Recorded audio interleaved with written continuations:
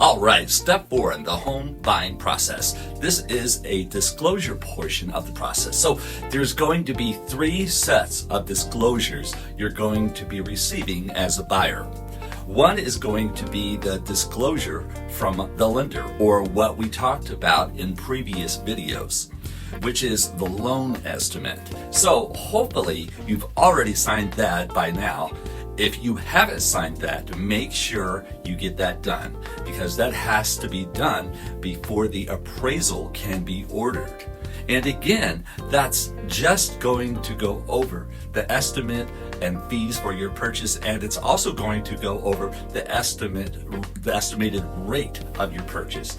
So make sure you get that done if you haven't already done so. Number 2, you're going to get a disclosure packet from the escrow company. The escrow company is kind of the middle person who everybody communicates with through. So they talk to us, they talk to the other agent, they talk to you and the buyer, and they talk to the seller, the mortgage company, right? We know this now. So they're talking to everybody. They're going to have a package that they're going to need you to fill out and review.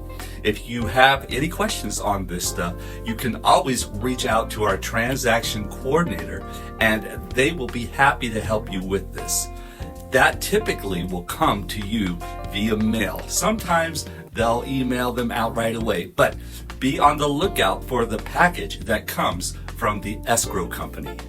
And then the third one is going to be the disclosures that are going to come from us. And that's going to be some of the, if you will, boilerplate disclosures, that's what we call them now, that are required by the city, by the county, and the state of San Diego here in California.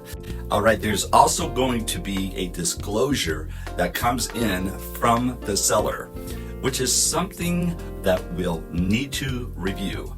As your agent, we'll review all disclosures, look for anything that jumps out at us, because that's the seller's opportunity to let us know about any issues with the home that they are aware of.